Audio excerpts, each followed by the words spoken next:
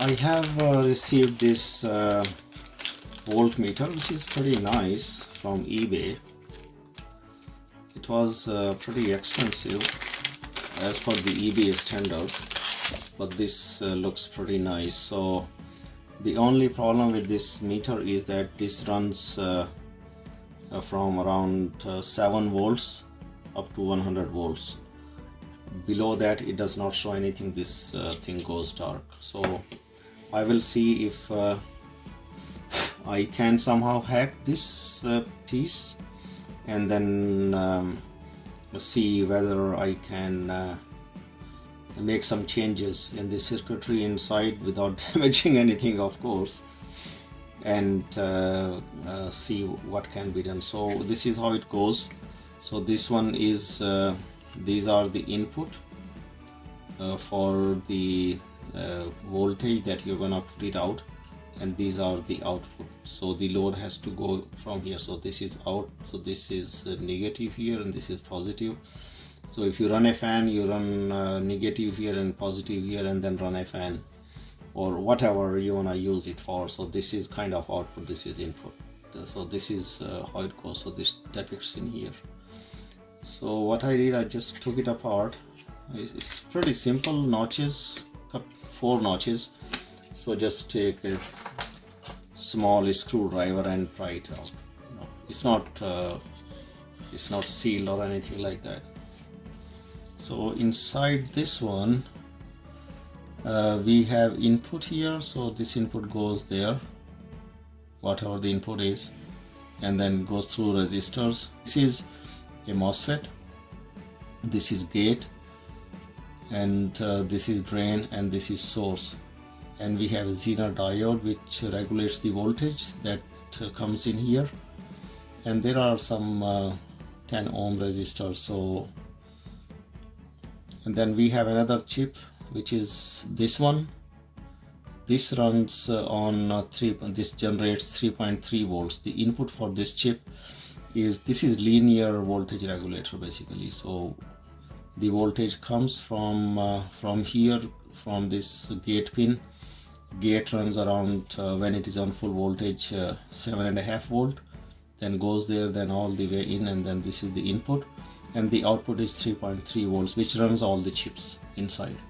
So this is EEPROM here, and there's a chip down there, I could not find the numbers, and this is the main chip. I want to see what is behind this one down under. So let's see what is. It's just 4 screws. They should come off easy.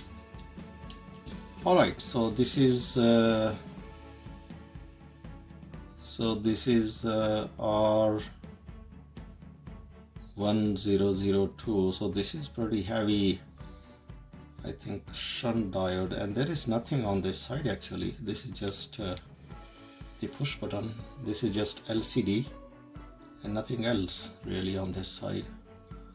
So that's all about it. So the positive is pretty much connected. So so basically this is the only difference that you need. If you need, you can measure the voltage just by these two, but when you take out, so this is attached on the negative side, so this is shunt resistor here, which measures the current basically. I'm gonna raise this jumper and then try to induce the voltage. If that works, then I will run another wire through this, and that will give the input to this entire stuff, so that I can have a consistent voltage reading through this one.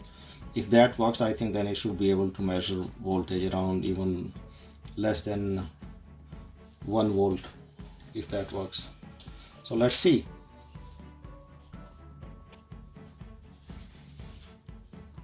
So I'm using this magnifying glass to raise it a bit. It's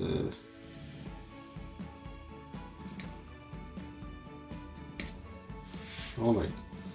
So this thing is raised a bit, if you can see. Okay, So now I will induce the voltage here and then try to measure the voltage if that works. This is so close to the chip, so I have to be really careful, and I should know what I am doing. Alright, so I put in a wire and let us see if that works. I will just put in the external voltage and then see if that gets successful. Great. Now this is what it is doing. This is flashing, but the voltage shown is actually okay. So I don't know why it is flashing, and the voltage is showing perfectly fine. The voltage is great. The LCD is flashing, so let me, oh, so this stopped flashing. Why?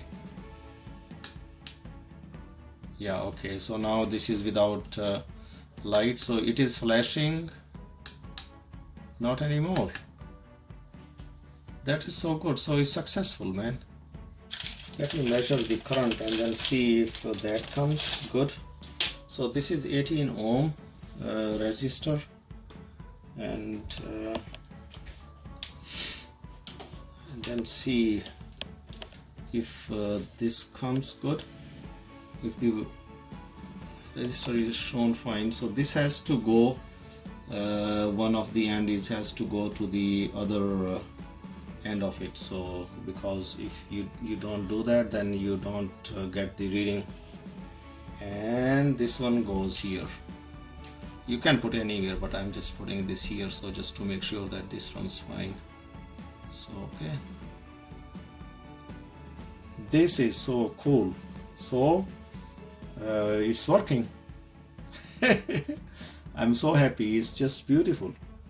Okay, let me see the reverse polarity here, whether it shows the polarity correct. So I reverse the polarity. Okay, so I think I put it here. So reverse the polarity and then see what it says. Okay, nothing. So this will not work on reverse polarity, so it has to be a positive voltage, and now it's consistently showing 100 volts. There was this jumper which was supplying the voltage to this linear regulator, which is generating 3.3 out.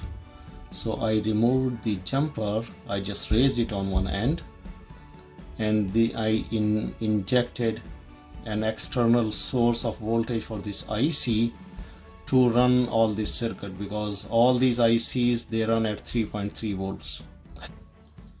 Successful. I'm very happy.